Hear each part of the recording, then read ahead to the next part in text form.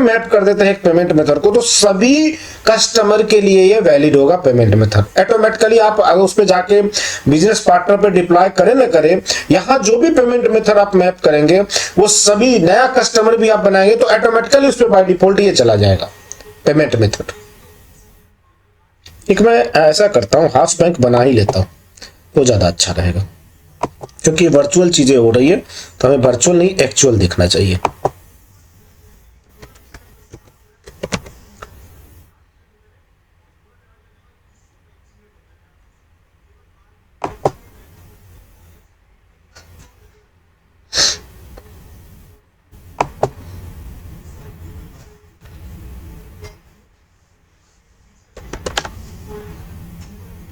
ये देखिए HDFC SBI दो बैंक बने हुए, तो इसी में SBI ले लेता हूँ, ब्रांच में डाल देता हूँ नोएडा। उसके बाद अकाउंट में डाल देता हूँ इसमें 10 डिजिट का, वैसे आप लोगों का जो होता है एक्चुअल वो डालेंगे, ठीक है। अकाउंट नेम, तो अकाउंट नेम ऑब्वियस सी बात है कंपनी का नेम ABCD PBT लिमिटेड, ठीक है। ये होता है आपका स्विफ्ट कोड होता है उस केस में जब आप बाहर से पैसा मंगाते हैं तो उस केस में आता है, तो आप यहाँ पे IFSC कोड भी डाल सकते हैं जो आपका बैंक का होता है, तो आप वो डाल सकते हैं कि SBI, ठीक है।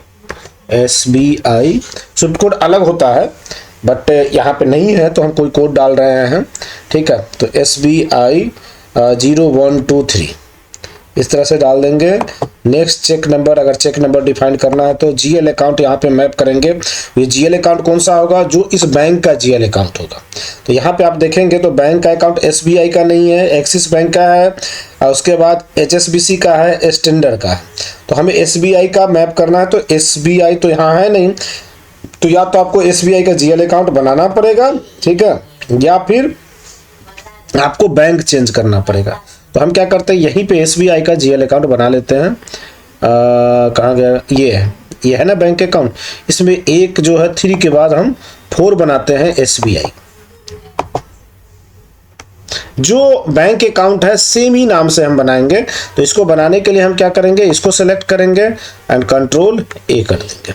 यहाँ पे हम कंट्रोल V करेंगे, 3 को क्या कर देंगे 4 कर देंगे, और यहाँ पे लिख देते हैं SBI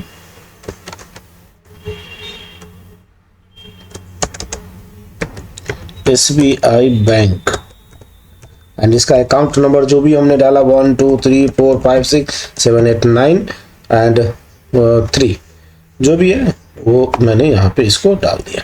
इसको मैं कॉपी कर रहा हूँ ताकि उसमें भी सेम ही होना चाहिए। अब ये क्या है, आपका बैंक अकाउंट है, तो आप इसको कैश अकाउंट या कैश फ्लो अकाउंट बना सकते हो, ठीक है, जो आपको बता रखा है। तो इसको मैंने किया और यहाँ पे ये GL अकाउंट मैप कर दिया।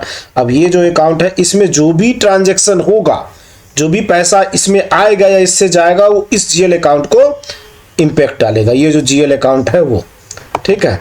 उसके बाद यहाँ पे आते हैं एंट्री में अकाउंट, अगर देखें तो इसी को आप GL अकाउंट को एंट्री में अकाउंट में भी डाल दीजिए क्योंकि सेम ही अकाउंट होगा। अब आते हैं हम लोग ये एंट्री में चलता है डाउन पेमेंट के केस में, ठीक है। जब आप एडवांस पेमेंट करेंगे ना वहां पे यूज होता है, ऐसे जनरली यूज होगा आपका यही GL अकाउंट होगा जो पहला हमने डाला है। वो जब GL अकाउंट डिटर्मिनेशन करेंगे ना तो आपको बताएंगे कि एंट्री में अकाउंट का मतलब क्या होता है। एंट्री में अकाउंट का मतलब है कि वैसा GL अकाउंट आपने किसी कस्टमर से एडवांस लिया लेकिन अभी उसकी बिल नहीं बनी है, ठीक है, तो वो जो बैलेंस आपने एडवांस लिया है वो क्या होगा, एक ऐसे अकाउंट में पड़ा होगा तब तक जब तक कि उसका बिल नहीं बनता है। जैसे ही बिल बनेगा तो वो अकाउंट जीरो हो जाएगा, वो बैलेंस क्या होगा, जो आपका मेन अकाउंट होगा सेल्स अकाउंट उसमें जाएगा, ठीक है, या बैंक जो मेन अकाउंट जो या बैंक अकाउंट है उसमें जाएगा। तो एक तरह से ये समझिए कि इंट्रीम अकाउंट ये होता है होल्डिंग अकाउंट टाइप का हुआ, कि अगर बैलेंस आपने किसी से लिया है एडवांस के रूप में और उसका बिल अभी मटेरियल दिया नहीं है, अभी बिल बना नहीं है, तब तक उसमें वो बैलेंस रहेगा। जैसे ही बिल बन जाएगा वहां से क्या हुआ, ट्रांसफर होके मेन अकाउंट में वो बैलेंस आ जाता है। तो यहाँ पे क्या करना होगा, ऑटोमेटिकली होता है, वो लिंकअप बनाना पड़ता है। जब आप ट्रांजैक्शन करेंगे तो आपको अपने दिखेगा, जब आप इनवॉइस बनाने जाते हैं तो एडवांस पेमेंट उसमें लिंकअप होता है, लिंक करना पड़ता है, कहाँ से लिंकअप होता है, कैसे, तो वो सारी चीज़ें बताऊंगा। तो यहाँ पे एक्चुअल होना क्या चाहिए था, हमें दूसरा अकाउंट बना के यहाँ पे मैप करना चाहिए था इंट्रीम अकाउंट। ठीक है, अब तब जब हम एडवांस लेते हैं तो इसमें ये बैलेंस रहता, जब जैसे बिल बनता तो फिर ये तब ये इसमें ट्रांसफर होता, लेकिन नेचर तो सेम ही है, तो मैंने इसी में डाल दिया। अब एंट्री में आएगा तो इसमें रहेगा, फिर उसके बाद इसी में आएगा तो दोनों इसी को खाली करेगा, इसी में आएगा, तो आपको दूसरा बनाने की जरूरत नहीं है। ठीक है, अब यहाँ पे उसका एड्रेस वगैरह, स्ट्रीट नंबर वगैरह जो भी आपको डालना है, जिस हिसाब से है वो आप डाल दीजिए। बिल्डिंग फ्लोर कौन सा है, ठीक है, ब्लॉक कौन सा है। अब सिटी यहाँ पे क्या है, तो सिटी में डालता हूँ नोएडा। तो ये सब चीज़ें आपको फिल करना है पूरा हाउस बैंक बनाने के लिए। सॉरी, नोएडा में इन कैपिटल, ये हो गया। उसके बाद इसमें आप आएंगे तो एस्टेट, ये मैंडेटरी होता है, ये सब नहीं डालेंगे स्टेट वगैरह, तो ये बनने नहीं देगा। तो स्टेट में मैं अभी डालता हूँ यूपी। अच्छा, ये भी स्टेट कोड बनना है 37, जो स्टेट है सारे स्टेट ऐप में बनेंगे। अभी आपने देखा मात्र 7 ही बने हुए हैं इसमें, तो 7 के अलावा आपको 30 इसमें स्टेट कोड बनाने पड़ेंगे। कैसे बनाने बताऊँगा, आप खुद आप लोग बनाएंगे इसको। 201303 ये मैंने स्टेट कोड डाल दिए। उसके बाद ये सब हो गया, बस। अब इसको मैं ऐड कर दूंगा तो हमारा क्या हो जाएगा, हाउस बैंक बन जाएगा। ठीक है, ये हाउस बैंक है। अब सपोज दैट यहाँ पे अभी आपने देखा कि 2 ही बैंक है, एसबीआई है और एचडीएफसी है। तो पहले आपको बैंक बनाने पड़ेंगे। अगर इसके अलावा कोई और बैंक है, तो जैसे एक्सिस बैंक है इसमें, तो क्या करेंगे, हम यहाँ पे लिखेंगे बैंक। तो पहले आप क्या करेंगे, यहाँ पे आके बैंक बनाएंगे, तभी जाके आप हाउस बैंक बना सकते हैं। जैसे अभी एसबीआई या एचडीएफसी दिख रहा था, उसके अलावा यहाँ देखिए ये बाय डिफॉल्ट बन के आता है। अब यहाँ पे मुझे बनाना है एक्सिस बैंक। ठीक है, तो हम यहाँ पे पहले एक्सिस बैंक को डिफाइन करेंगे। एक्सिस बैंक यहाँ पे लिख देंगे एक्सिस बैंक।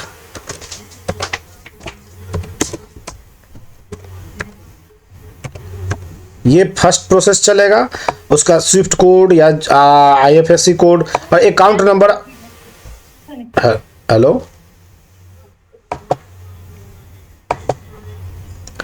ठीक है। उसके बाद आप डालेंगे इसका कि ये डाल दिया, इसको डाल के जैसे ही ऐड करेंगे तो ये चीजें आपको कहां पे दिखेगा, जब आप जाएंगे हाउस बैंक बनाने के लिए। तब अभी देख रहे थे आपको एक्सिस बैंक नहीं दिख रहा था, मैंने एक्सिस बैंक इसमें डाल दिया। अब हाउस बैंक देखेंगे तो हाउस बैंक में अब मुझे एक्सिस बैंक दिखने लगेगा।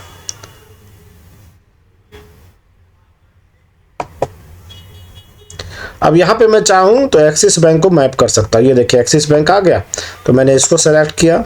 ठीक है, मैं इसको एड्रेस डाल दूंगा, जो भी है, जहाँ का भी है, नोएडा या गाजियाबाद जो भी है, इसको डालूंगा। इसका अकाउंट नंबर, तो अकाउंट नंबर आप देखेंगे तो जीएल अकाउंट पे ऑलरेडी दे रखा है, तो मैं उसी को कॉपी करता हूँ।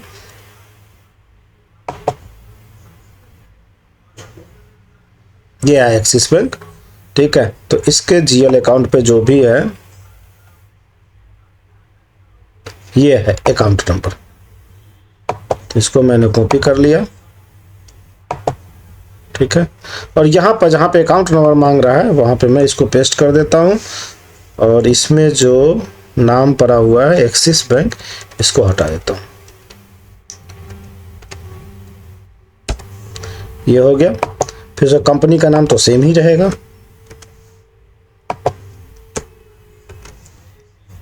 इसका जो आईएफएससी कोड UTI करके होता है, तो वो डाल दीजिए आप, वो तो आपको पता होगा, आपकी कंपनी है तो UTI 0789 इस तरह से डाल दिया।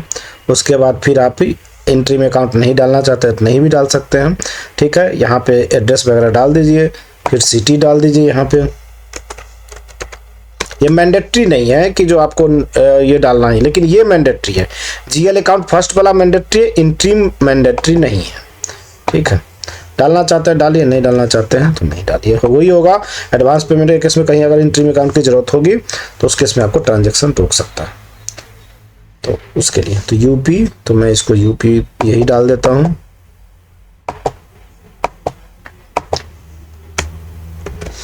अगर मैंडेटरी मांगे तो फिर आप इसको यही डाल दीजिएगा, सेम अकाउंट।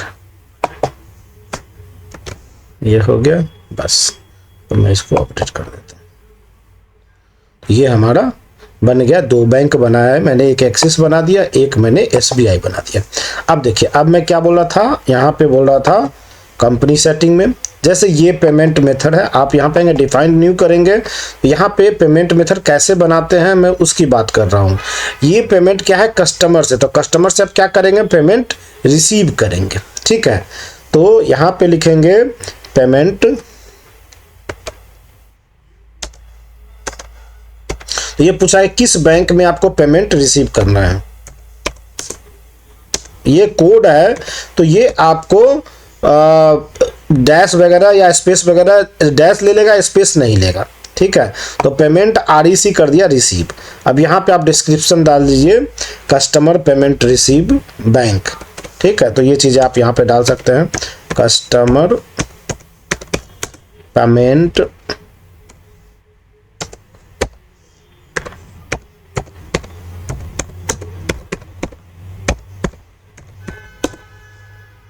ठीक है।